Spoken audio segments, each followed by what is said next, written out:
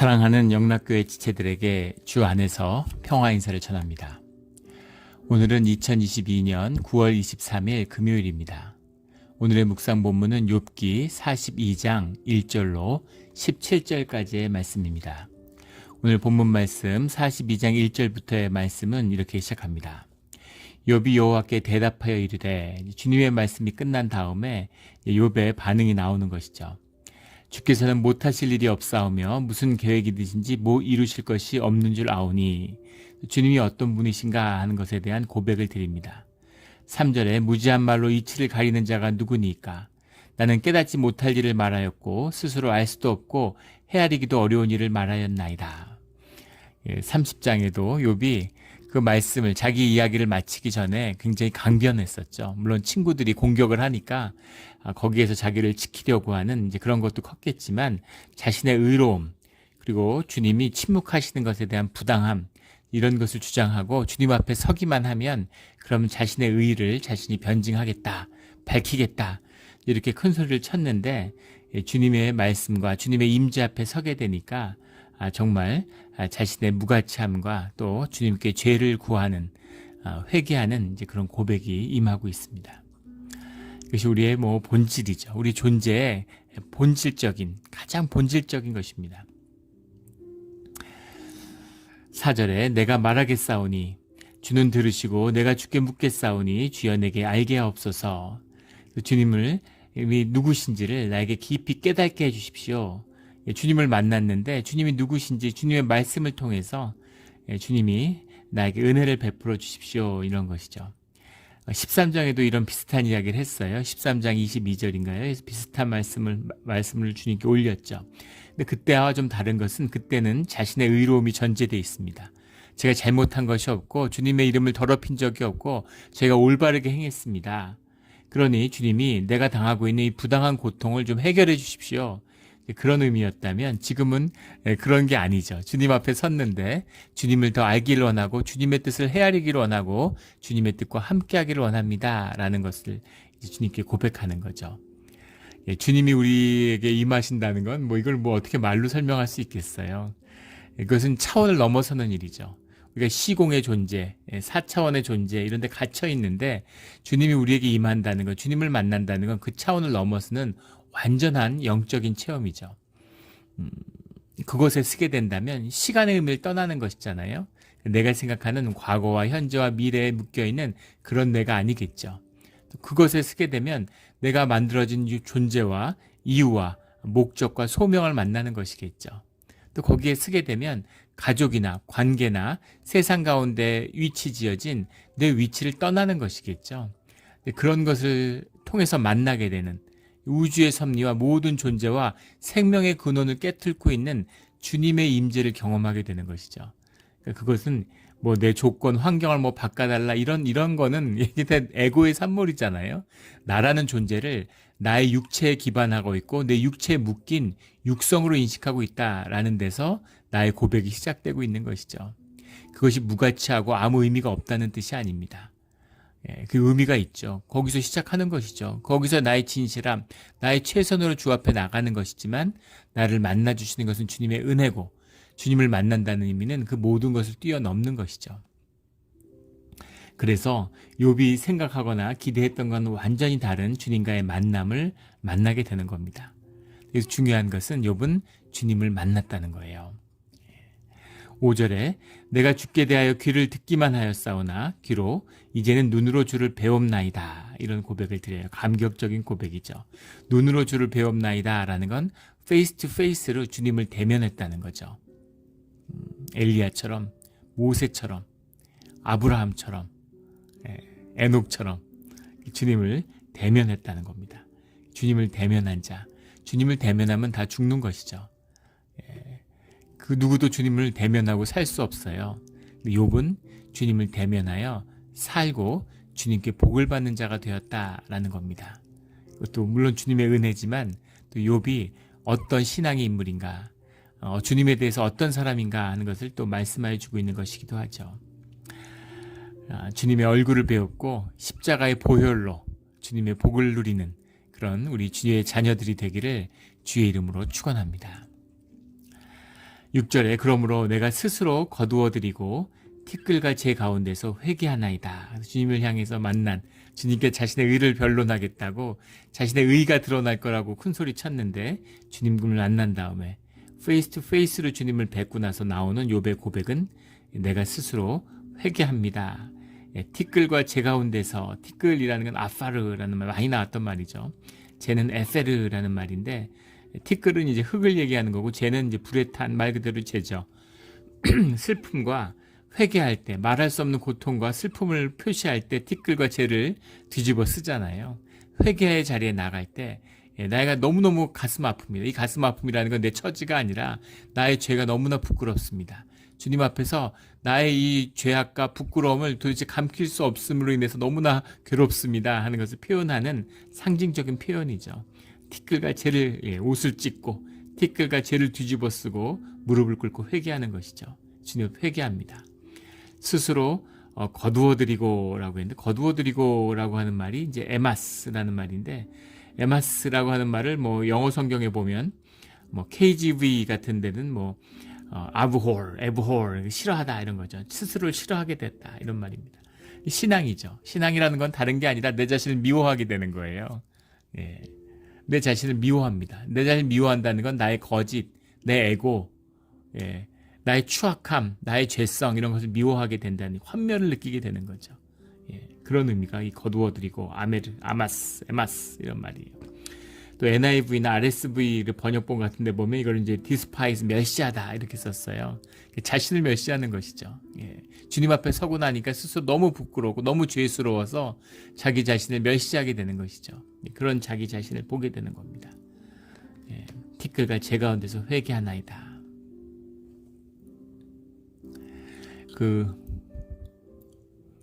지금 제목이 갑자기 기억이 안 나는데 그 유대인 사업가가 거짓으로 이제 그 유대인들을 구출하는 이제 그런 얘기가 영화로도 돼 있었고 영화로 만들었고 거기 보면 이제 위장 취업을 시키는 거지. 필요 없는 유대인들을 이제 잔뜩 고용해 가지고 기차에 태워서 나중에 이렇게 탈출을 시키죠. 물론 자비의 마음도 있고 안 됐다는 마음도 있었을 겁니다. 그리고 또 그들이 도움을 줬던 거에 대한 고마움도 있었겠죠. 근데 탈출에 성공하고 나서 막 사람들이 기뻐하고 가족들이 만나서 막 눈물을 흘리는 걸 보고 그 주인공이 막 눈물을 흘려요. 자기 반지를 이 반지만 팔았으면 더 많은 사람을 살렸을 텐데, 자기 시계만 팔았으면 더 많은 사람을 살렸을 텐데 하고 원통해하는 모습이 나옵니다. 최선을 다하고 하는 만큼 했는데 그런 게 아니라 그 살아 기뻐하는 기쁨을 보니까 정말 자신의 가슴을 치는 거죠. 자신의 어리석음, 자신의 탐욕 이런 게 너무너무 죄스러운 거죠. 그런 마음 우리 충분히 이해할 수 있을 것 같지 않습니까? 주님 앞에 서면 어떻겠어요? 우리 살아온 시간들을 얼마나 깊이 후회하겠습니까? 주님, 내가 어떻게 그런 죄를 지었을까요? 내가 어떻게 이렇게 내 인생을, 주님이 주신 소중한 생명을 이렇게 낭비했을까요? 정말 부끄러워서 정말 주님이 구해주시지 않으면 그냥 죽어버릴 것 같아요. 너무 부끄러워가지고.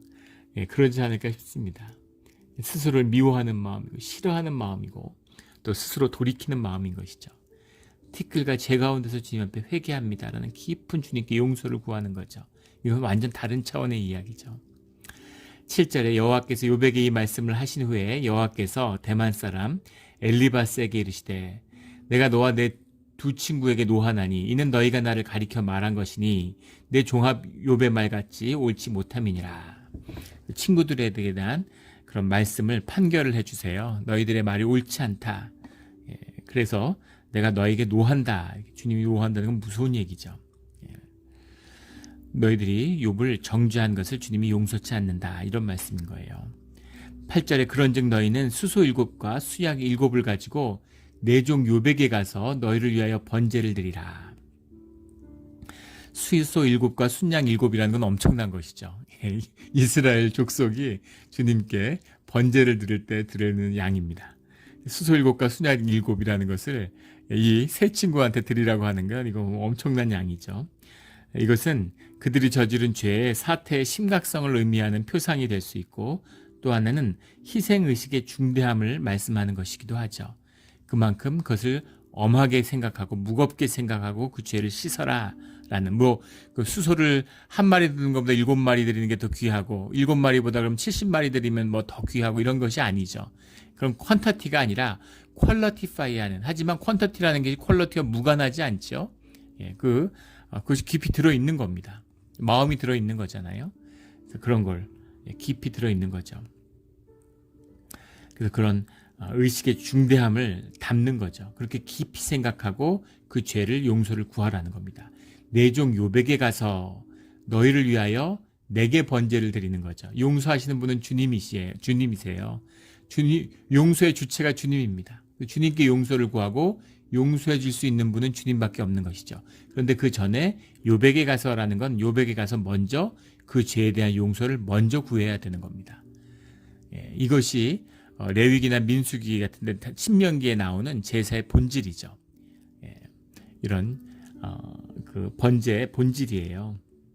예전에 밀양이라는 영화가 있었죠. 거기 보면 납치범이 감옥에 gat혀 있는데 그 아이를 납치해서 죽였죠. 예, 부잣집인 줄 알고 잘못 알아가지고 그 혼자 된 여인이 이제 사람들에게 업수의 여김을 받을까봐 돈이 많은 척 부자인 척 했더니 이제 그런 일을 당했어요. 근데 이제 교회에 다니게 되고 어렵게 가서 이제 주님의 이름으로 용서를 하려고 찾아가죠. 그러니까 아주 그냥 홀리한 표정으로 나는 이미 주님한테 용서받았다 이렇게 얘기합니다. 그런 얘기는 진짜 폐악된 폐악한 이 완전히 타락해버린 이 21세기, 21세기의 기독교에서나 이 개신교회에서나 나오는 이야기입니다. 있을 수 없는 얘기예요. 우리 구약을 읽어보십시오. 그런 죄사함이 어디 있어요? 신약은 말할 것도 없고.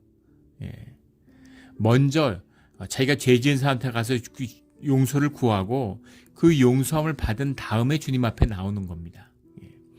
만약에 용서를 받지 않았는데 내가 주님에게 먼저 용서받았다 이런 얘기하면 중세 같으면 불태워 죽입니다. 주님의 이름을 모욕한 것이기 때문에 이건 사람을 무슨 유기해서 죽인 죄가 문제가 아니에요. 그런 죄인 것이죠. 욥에게 먼저 죄를 구하는 것이죠. 내 종 욥에게라는 말이 주님이 내 종 욥이다 이렇게 말씀하셨어요. 종이라는 말이 이제 아부디라는 아바드라는 게 일한다라는 종, 뭐 슬레이브 이런 거죠. 영어로 하면 내 종이다. 욥은 내 것이다. 나에게 속한 자다 이 말이죠. 욥과 나는 하나다 이 얘기입니다. 친구들도 굉장히 충격을 받았겠죠. 그리고 스스로도 얼마나 죄스럽고 놀랐겠습니까. 욥에게 용서를 구하고 그리고 욥과 함께 나가서 번제를 드리는 거죠. 내 종 욥이 너를 위하여 기도할 것인즉. 그래서 그들의 죄를 사하도록 구하는 대제사장이 욥이 된다는 거예요. 욥이 중보자가 되는 겁니다. 그래서 후대 이제 신학자들은 이것이 욥이 보여주는 그리스도의 원형이고 표상 같은 것이다. 뭐 이렇게도 얘기합니다. 왜냐하면 친구들의 죄를 대신 사함을 구하고 있기 때문에 이것이 뭐 꼭 그렇게 얘기하지 않더라도 대제사장의 중보와 중재의 의미죠. 이것이 제사의 본질입니다. 용서를 한 욥이 또 주님께 용서를 구하는 것이죠. 그러므로 해서 이 번제와 주님의 그 죄사함이 이제 이루어지는 거예요.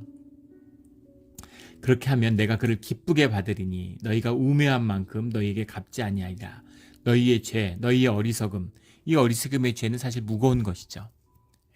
주님의 이름을 들먹였어요. 주님의 뜻을 들먹이고 주님의 말씀이라고 들먹였는데 주님이 그건 내 얘기도 아니고 내가 증거한 내 말씀이 아니다. 이렇게 주님이 말씀하신 겁니다.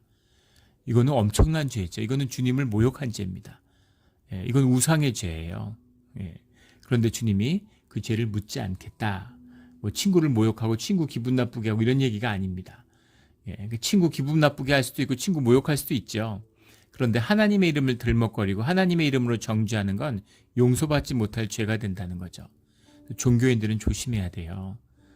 굉장히 조심해야 됩니다.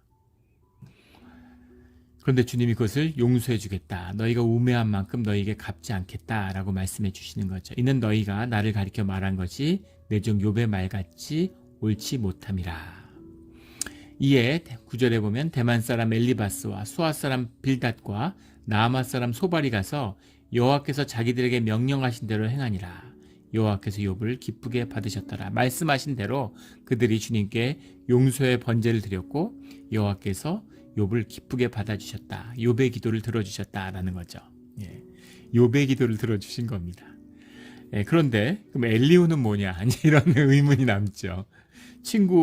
하나는 이 친구들과의 관계를 회복시켜 주셨다는 거예요.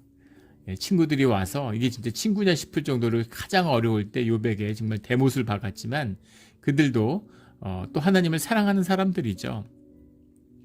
그리고 욥 안에서 오랫동안 교제했던 친구들입니다. 또 그들의 입장을 변명하자면 욥이 그냥 어려워했으면 동정했겠죠. 예, 그런데 하나님 안에서 의롭다고 하니까 어떻게 네가 의인이 될 수 있느냐, 하나님의 이름을 더럽히느냐고 흥분했는데 오히려 그들이 하나님의 이름을 더럽혔죠.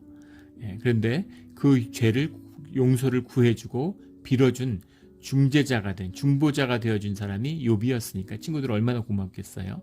근데 이런 관계의 회복이 주님이 회복된 욥에게 주어진 또 중요한 선물이라는 겁니다. 예, 그래서 하나님과의 관계가 회복되면 주변과의 관계가 회복돼요. 이게 아주 중요한 비밀입니다. 예. 교회도 마찬가지죠. 교회가 뭐 시끄럽고 분란이 있는데 그걸 인간적으로 풀어보려고 그러면 이리 뛰고 저리 뛰고 하면 점점 더 악화됩니다. 예. 그때는 주님께 나와야 돼요. 주님하고의 관계가 회복되면 사람들과의 관계도 회복되는 것이죠. 본질입니다. 이거 본질적인 것이에요. 어디서나 언제나 그래요. 부부도 마찬가지고 가족도 마찬가지고 직장도 마찬가지고 지구상의 모든 갈등의 원인도 하나님과의 관계가 깨졌기 때문인 것이죠. 하나님과의 관계가 회복되면 이 사람과의 관계가 모두 다 회복돼요. 예전에 한번 우리 주일 설교 때도 나눈 적이 있었죠. 한국에 있을 때 한 집사님인데 이제 어머니 학교라고 아버지 학교를 이제 본따서 만든 어머니 학교라는 데를 갔는데 그런 데서 이제 훈련을 받잖아요. 근데 훈련 중에 하나가 친정집에 가서 친정 엄마랑 하루 자고 오기, 친정 엄마의 손을 꼭 쥐어주기 이런 게 숙제였다는 거예요. 사실 어떻게 보면 아무것도 아니잖아요. 예. 친정 어머니 집에 가서 저희 그 누나들 보면 그 어머니가 물론 혼자 이제 혼자 되셔서 계시기 때문에 그런 것도 있지만 하루가 멀다 하고 누나들 교대로 와서 엄마하고 자는데 그게 뭐 그렇게 어려운 일이라고. 이 집사님한테는 보통 어려운 일이 아니죠. 그런 어려움이 없었다면 또 어머니 학교에 오시지도 않았겠죠. 그런데 그 어머니 학교에 오신 그 집사님이 어머니가 센 분이었다는 거예요. 자녀들을 키우고 예전에 다 그랬죠. 어머니들 얼마나 센 분입니까? 말 한마디라도 세게 하고 정이 없고 속정은 있어 깊겠지만 또 어머니가 늘 성질도 대단하고 이러니까 어머니가 힘든 거예요. 엄마가. 근데 엄마한테 숙제니까 어쨌든 또 숙제는 해야 되고 교회 다니고 이러니까 그래서 엄마하고 이렇게 누웠는데 참 이상한 거 엄마가 한없이 작게 느껴지더라는 거죠. 예전에 그 세고 강한 엄마가 아니라 한없이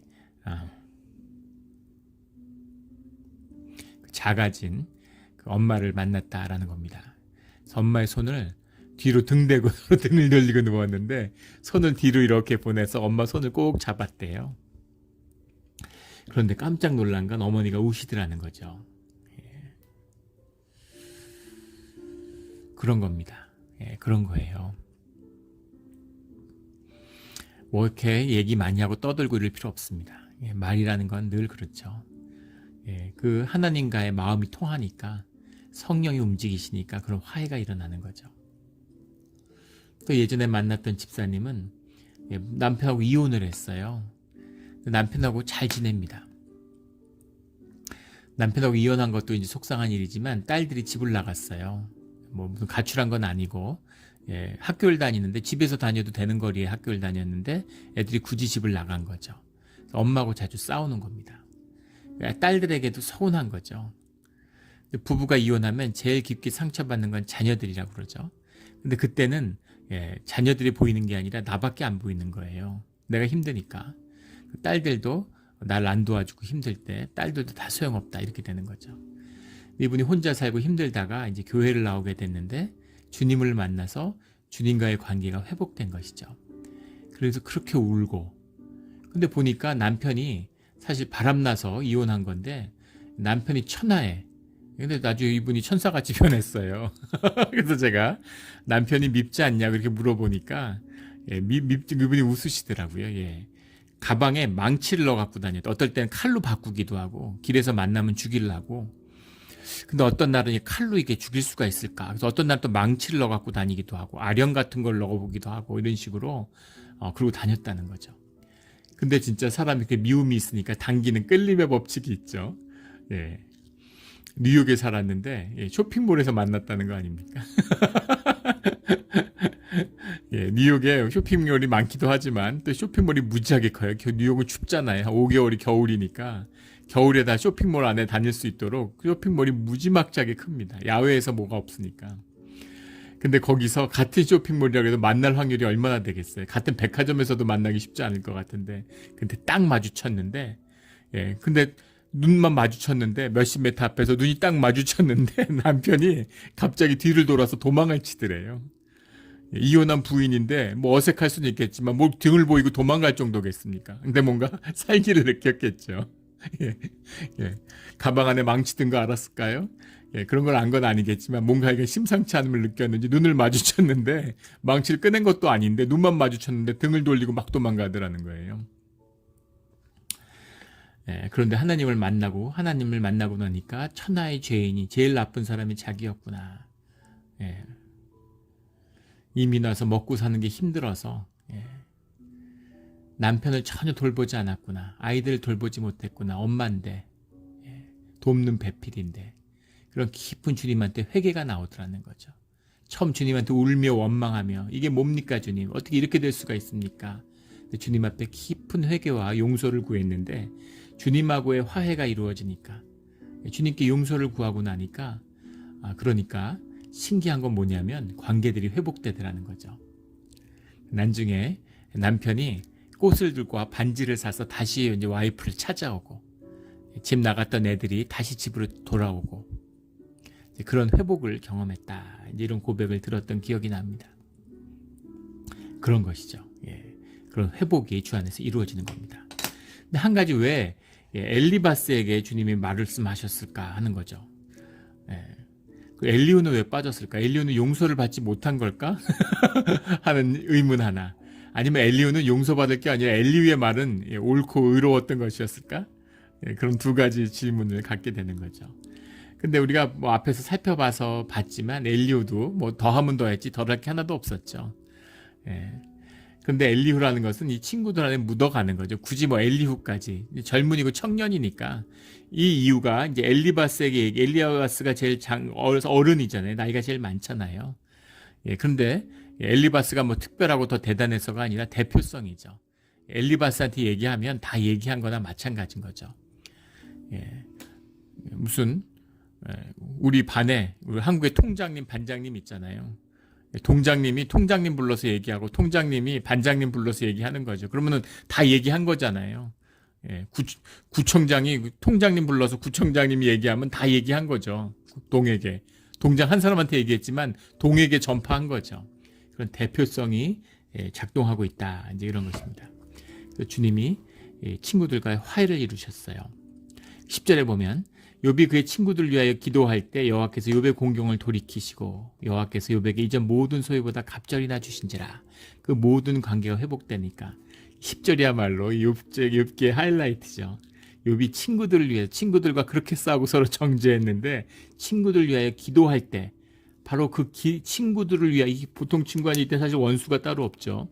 이들을 위하여 기도할 때 주님이 욥에게 공경을 돌이킨다라는 의미가 공경이란 말이 사실은 유배 같은 말이고 돌이킨다라는 게 수르라는 말이 용서한다는 얘기, 구원한다는 얘기인데 사실은 돌이킨다, 되돌이킨다 이런 말입니다. 우리 바벨론의 유수 때 쓰이는 말하고 똑같은 말이에요. 포로로 끌려갔는데 풀림을 받았다. 멍에에 묶였는데 풀려났다. 이런 말이죠. 공경을 돌이키셨다. 그리고 이전의 모든 소유보다 갑절이나 주신지라. 소유가 중요하다는 의미가 아니라 하나님의 은혜를 2배를 더하셨다는 얘기는 은혜가 더 풍요로하게 됐다. 더 풍요한 은혜를 더해 주셨다. 이런 말입니다. 또 물질이 중요하지 않다는 얘기도 아니에요. 이 이원론자들, 종교의 꾼들은 또 이걸 이원화시킵니다. 물질은 하나도 중요한 게 아니야. 이단이 그런 짓을 하죠. 물질은 중요하지 않고 영혼만 중요해. 영만 중요해. 너스틱 초기 기독교를 위협했던. 육은 아무것도 아니야. 영만 중요해. 이렇게 얘기하는 거죠. 육도 중요합니다. 잠깐 살고 찰나를 살지만 우리의 귀한 영을 담은 그릇이에요. 그리고 우리가 이 육신의 삶을 통해서 주님을 만나고 주님 앞에서 영이 자라나잖아요. 영육이 하나입니다. 육이 어떻게 귀하지 않을 수 있겠어요? 물론 타락하고 원죄가 있고 죄성이 있어요. 흠이 있습니다. 하지만 귀하지 않은 것은 아니죠. 이것도 귀해요. 또 막 경건해갖고 의로움의 사도들이 있죠. 그래서 뭐 기복 종교가 됐다고 막 비판합니다. 개신교가. 기복 종교는 아니지만 그렇다고 기복이 없는 것도 아니죠. 복을 빌지 않는 사람이 어디 있겠어요. 자녀들의 복을, 자녀들의 축복을 빌지 않는, 그것을 원하지 않는 부모가 어디 있습니까? 주님이 복을 주시는데 저희 자녀에겐 복 주실 필요 없어. 이런 부모가 있겠습니까? 그거를 받고 그것을 감사하는 것, 이것이 우리의 진실이죠. 교만과 거짓, 자기가 받은 은혜를 모르기 때문에 받은 걸 모르니까 줄 필요 없다고 얘기하는 것이죠. 모든 것이 은혜인 것이죠. 근데 그 은혜를 풍성하게 해주셨다라는 그 의미입니다. 11절에 이에 그의 모든 형제와 자매와 이전에 알던 이들이 다 와서 그의 집에서 그와 함께 음식을 먹고, 함께 음식을 먹었다는 건 관계의 회복이죠. 여호와께서 그에게 내리신 모든 재앙에 관하여 그를 위하여 슬퍼하고 위로하고, 주님의 위로가 임하니까 사람들의 위로가 따라와요. 이것도 비밀인 거죠. 사람들의 위로받는다고 해서 위로가 되지 않습니다. 친구들이 위로하러 왔다가 원수 됐잖아요. 하나님의 임재와 하나님이 함께하지 않는데 무슨 병문안 가고 무슨 어려운 사람들 위문 가고 이러면 다 원수져요. 그래서 주님이 함께할 때만이 위로가 회복되는 거죠. 이제 그를 위해 슬퍼하고 위로하고 슬픔과 위로가 임하는 거죠. 각각 캐시트 하나씩과 금고리 하나씩을 주었더라. 예전에도 거의 재벌이었잖아요. 근데 갑절의 은혜를 받았는데 무슨 재물이 필요하겠어요. 재물을 나눴다는 의미가 아니죠. 캐시타라고 하는 것은 고대 화폐도 아닌데 정확히 무엇인지는 모르지만 세겔, 금과 은을 댄 단 세겔보다는 더 무거운 단위였을 것이다. 이렇게 얘기합니다. 세겔이 한 11g 되니까 그거보다는 더 무거운, 더 비싼 것이었다. 금을 세는 단위였다고 하죠. 그 금고리 하나, 이건 장신구죠. 그래서 그런 것들을 서로 나누었다. 삶이 나누어졌다. 삶이 나누어진다는 건 물질이 나누어진다는 얘기입니다. 애정만 나눠, 관심만 나눠, 슬픔만 나눠, 물질은 안 나눠. 이거 뻥이에요. 거짓말입니다. 영육이 하나입니다. 마음을 나누면 물질도 나누게 돼 있어요. 영과 육이 하나이기 때문인 것이죠. 막 주님을 위하고 교회를 섬기는데 헌금은 안 해. 예전에 그런 분이 있었어요. 교회에 왔는데 뭐 초신자죠. 이렇게 왔는데 솔직한 분이에요. 저는 그런 분이 좋습니다. 그분이 좋았어요. 본인이 교회는 출석하지만 헌금은 안 한다고 그러더라고요. 그래서 그러시라고 그랬어요. 그런 거 해봐야 헌금도 아니죠. 헌금이 뭔지를 모르는 거죠. 내 걸 갖다 내는 건 헌금이 아닙니다. 주님 걸 나누는 것이, 주님 것이 주님의, 내 모든 것이 주님의 것이라는 것을 확인하고 주님 안에서 주님과 하나 되는 것이 우리가 드리는 11조고 헌금이죠. 주님이 주신 은혜를 우리가 먼저 받아서 거기에 감사해서 감사의 헌금을 드리는 것이죠. 내 것을 가져와서 내 것 못 준다. 그거 주나 안 주나 또 뭐가 있겠습니까? 줘봐야 아무것도 아니죠. 그리고 주님이 주신다고 받아주시겠어요? 그런 거죠.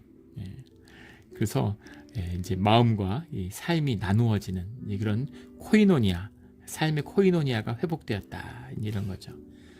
12절에 여호와께서 욥의 말년의 욥에게 처음보다 더 복을 주시니, 원래도 복된 자였는데 더 큰 복을 내어 풍성한 은혜를 주셨다. 양 14,000과 낙타 6,000과 소 1,000결이와 암낙이 1,000을 두었고, 이전보다 딱 2배씩 됐죠. 2배의 복을 주셨어요.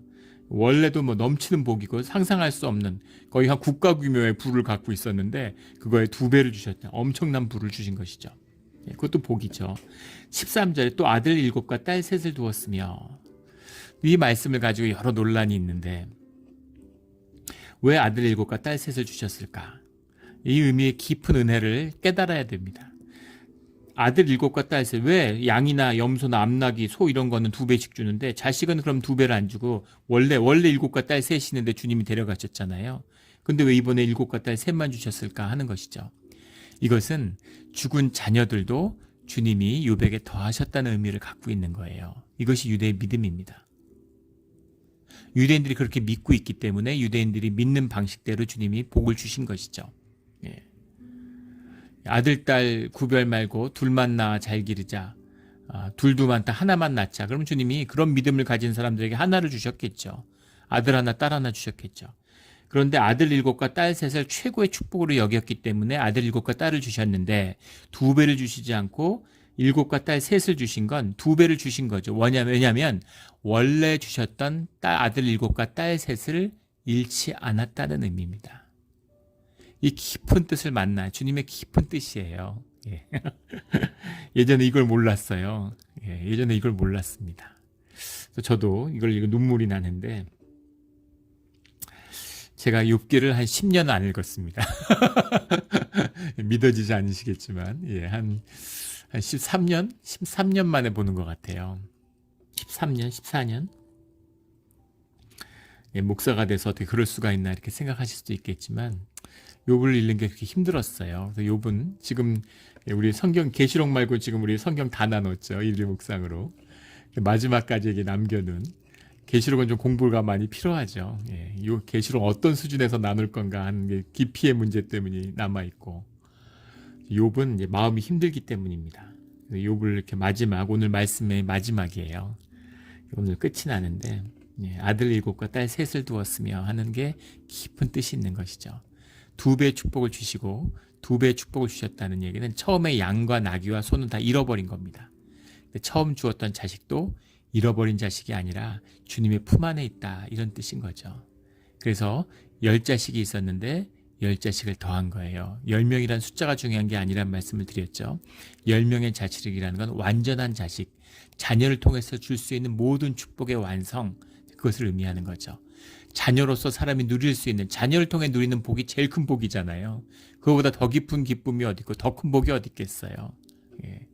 예전에 한 장로님이 그런 동부했을 때 그런 고백을 들었는데, 그 장로님이 하버드에서 하버드 나오신 분이에요. 근데 하버드 나왔는데 하나도 안 기쁘고 좋은 거 하나도 없었대요. 다 하버드 나오고, 하버드는 다 하버드생이잖아요. 수천 명이. 뭐가 좋았겠습니까? 학교 다니는 것만 힘들지. 그리고 나와도 뭐 하버드 나왔다고 무슨 세상에 뭐가 영광이 기다리고 있습니까? 사실은 그렇지 않죠. 그래서 딱히 하버드 나왔다고 그런 게 별로 없었다는 거예요. 부모님이 기뻐하시니까 그게 잠깐 좋고 그런 거죠. 그런데 자녀가 하버드를 갔어요. 그분도 정말 자녀의 복을 받아서 아들, 딸을 낳았는데 아들, 딸이 다 하버드에 가고, 하버드 의대를 갔습니다. 아주 수재들이죠. 근데 애들이 하버드 갔는데 그렇게 좋더라는 거예요. 그렇게 기쁘고 그렇게 감사하고 그렇게 좋을 수가 없더래요. 그래서 이게 이렇게 좋아서 부모님이 날 하버드 보냈구나 하는 거를 당신이 자녀를 하버드 보내고 알았다, 이렇게 얘기하시더라고요. 물론 하버드 간 게 무슨 콜롬비아 간 거보다 예일 간 거보다 더 기쁘고 이런 거 아니죠. 무슨 커뮤니티 컬리지를 간 게 더 못하고 이런 거 아닙니다. 그런 의미가 아니라는 건 말씀을 묵상하는 분들은 다 아시겠죠. 그렇다고 또 아무것도 아니야, 하버드 가는 거, 스탠포드 가는 게 대수야, 이것도 거짓입니다. 그것도 귀하고 감사한 것이죠. 내 자식이 커뮤니티 컬리지 갈래, 스탠포드 갈래, 그럼 스탠포드 가죠. 그게 더 감사하고 얼마나 감사하고 기쁩니까? 그런 거죠. 아들이 바보라고 귀하지 않은 게 아니죠. 근데 아들이 수재면 더 기쁘잖아요. 그런 진실을 이야기하는 겁니다. 자녀를 통해 누리는 기쁨이 큰데 그 완전한 기쁨, 자녀를 통해서 느낄 수 있는 모든 기쁨을 충분히 풍성하게 온전하게 채우셨다라는 의미가 바로 아들 7, 딸 3의 의미인 것이죠. 아들이 왜 딸보다 더 많아, 이런 거는 하나님을 모르는, 은혜가 뭔지를 모르는 요즘 사람들이 하는 소리죠. 자녀를 충만히 주셨다는 겁니다. 저는 이 말씀에 너무 큰 은혜를 받았어요. 자녀 10명 잃었는데 10명 더 준다고 무슨 이게 위로가 되고 무슨 이게 회복이 되나, 처음엔 그렇게 생각했습니다. 그게 아니었구나라는 걸 깊이 느껴서 이 말씀을 갖고 펑펑 울었어요. 이 하나님의 깊은 은혜를 진짜 만나는 우리 모두가 되기를 주의 이름으로 축원합니다. 14절에 그가 첫째 딸은 여미마라 이름하였고 둘째 딸은 그시아라 이름하였고 셋째 딸은 게렛 합복이라 이름하였으니 모든 땅의 욥의 딸들처럼 아리따운 여자가 없었더라. 그들의 아버지가 그들에게 그들의 오라비들처럼 기업을 주었더라. 딸에 대한 이야기를 하고 있어요. 특이하죠. 아들에 대한 이야기는 하지 않는데 딸들에 대한 얘기를 하고 있다는 겁니다. 첫째 딸은 여미마라 이렇게 얘기하고 있는데, 여미마라는 말은 해석이 갈리죠. 이것이 비둘기, 그 당시에 비둘기를 이야기하는 거다, 비둘기의 종이다, 이런 해석도 있고, 여성인데 비둘기가 평화의 상징이고, 또 눈망울 같은 게 이제 실제 그렇지는 않다고 그러죠. 내 눈망울이 이제 선해 보이잖아요. 평화의 상징. 비둘기의 이름을 딴 것이다. 비둘기라는 이름이다. 이런 의미죠. 근데 다른 해석도 있습니다. 염이마라는 게 염이라는 게 낯을 얘기하는 거거든요. 낯이라는 의미이기 때문에 이게 어둠을 지나서 빛이 왔다. 첫째 딸을 아니까 이거 어둠은 끝나고 빛이 왔다는 그 표상으로, 증거로 이 딸을 받았다, 이런 의미일 것이다, 이렇게 해석을 하죠. 둘째 딸 이제 그시아도 마찬가지예요. 그시아라는 말이 이제 캐치아 이 말이, 원문은 캐치아라는 말인데, 이것이 계피향의 이름이다. 계피의 이름이다. 몸의 향기, 향수를 의미하는 것이다. 그런 해석도 있고, 또 이 말의 원형이 게차라는 말의 원형이 가차라는 말인데, 가차라는 말이 스크랩 오프, 이렇게 긁어버린다, 치워버린다, 이런 말이에요. 그래서 나에게 있었던 모든 환난과 어려움을 모두 다 깨끗이 도말했다, 모두 사라지게 했다, 이런 의미, 가차에서 왔다, 이런 해석입니다. 근데 뭐가 맞는지는 알 수 없지만 두 가지 뜻이 다 통하죠. 그리고 이것이 이제 히브리의 매력이에요. 히브리가 한자하고 아주 비슷하다고 그랬죠. 저도 이제 동양학을 하면서 예전에 그 한자, 한학을 해가지고 이 히브리를 하다 보면 어떻게 이렇게 흡사하고 비슷할까, 이런 걸 느낍니다. 그 묘미가 있어요. 한문의 묘미는 결코 정복될 수 없는 것에 있다. 제가 그 동양학을 할 때 우리 그 선생님이 그런 얘기를 하셨는데, 아무리 공부해봐야 정말 세 발의 피죠. 너무 거대하기 때문에 그런 것처럼 이 히브리도 그런 매력이 있어요. 팔수록 이게 아주 깊은 매력이 있습니다. 다 통하죠. 우리는 이렇게 뜻으로 풀지만 유대인들은 이걸 또 숫자로 풀어요. 그래마티카라고 그러나요? 그 숫자로, 모든 유대의 숫자가, 그 단어들이 숫자가 있기 때문에 숫자로 푸는 게 또 있습니다. 유대 신비주의가 아주 심하죠. 이게 히브리에서 이제 비롯되는 특성이에요. 이것이 또 매력이 있고 이제 의미가 있는 것이겠죠. 셋째 딸은 게렌 합북이라 이름하였으니, 게렌 합북, 케렌 합북 이런 이름인데, 케렌 합북이 합쳐진 거죠. 케렌이라는 말이 이제 혼, 뿔을 의미합니다. 합북이라는 게, 푹이라는 말이 이제 아토니, 아르토니라는 걸 이제, 그걸 이제 갈아가지고, 우리말로도 아르토니죠. 아르토니를 갈아가지고 그 가루를 뿔에다 담아서 이제 그거를 이제 화장품으로 썼다는 거죠. 그 얼굴을 분처럼 얼굴에 이제 발랐다 그래요. 아르토니 가루를. 분을 말하는 거, 그러니까 화장품인 것이죠. 그래서 그 게렌 합북, 이런 화장품이다. 첫째 딸은 비둘기, 둘째 딸은 계피향, 향수, 셋째 딸은 화장품. 다 여성의 이름을 이제 딴 거죠. 첫째 딸은 뭐 샤넬, 뭐 둘째 딸은 무슨 아모레, 뭐 이런 식으로 짓는 거죠. 뭐 조 샤넬, 무슨 뭐가 있습니까? 뭐 조 로레알, 뭐 조 아모레, 이런 식으로 붙였다는 거예요. 다 아름다움을 표상하는. 15절에 나오는 욥의 딸들처럼 아름다운 여자가 없었더라. 미모가 축복이고 아름다움이 축복이죠. 그런데 뭐 미모를 더해가지고 미스 이스라엘을 주었다, 이런 의미가 아니라 여성성을 의미하는 거죠. 여성성이라는 것이 노년의 남성, 중년 이후의 남성이라는 것의 남성성이라는 것을 살려주는, 남성이라는 것이 여성과 같이 조화를 이루는 것, 이것이 아담의 비밀이잖아요. 창조의 비밀이에요. 아담에게서 이브가 나왔고, 그 이브의 여성성이라는 걸 회복하는 것이 완전한 인간이 되는 아담의 회복이죠. 이것이 유대인들의 인간관입니다. 그래서 이 아름다운 여성이라는 게, 진짜 뭐 딸이 아름답다고 하는 게, 그럼 뭐 못생긴 딸이, 좀 못생기진 않아도 뭐 좀 덜 아름다우면, 가장 아름다우면 큰 축복이고, 좀 그거보다 못한 아름다움이면 좀 축복이 못한 거, 이런 의미가 아닌 것이죠. 그만큼 아름다운 여성성이 피어나는 딸들이 있었다라는 건, 그 여성성이라고 하는 것이 이 욥의 삶에서 넘쳤다. 여성성이라는 것과 욥의 남성성이라는 것이 어우러졌다. 이제 하나가 되는 가족, 하나됨을 이루었다. 이런 것입니다. 여성의 아름다움을 느끼며 살 수 있는 것. 이것이 축복인 것이죠. 예. 여성의 아름다운 게 이게 이제 우리가 이 현대성이 변질되다 보니까 뭐 이렇게 남성, 여성 한 걸 섹스로 받아들여요. 그런 차이가 아닙니다. 예, 성별의 차이를 의미하는 것이 아니라 남성성, 여성성이래. 여성성이라고 하면 양육을 하는 그런 그 모성 같은 게 여성성이, 남성성이라는 건 창조성, 도전성 이런 거죠. 그런 삶의 완성을 이루어지는 그냥 조건이 좋아지고 뭘 많이 걷고 관계가 좋고 이걸 뛰어넘는 삶의 회복이 이루어졌다. 라이프 포스가 회복되었다. 이런 의미를 말하는 거죠. 그들에게 오라비들처럼 기업을 주었더라. 이것도 대단한 말씀이에요.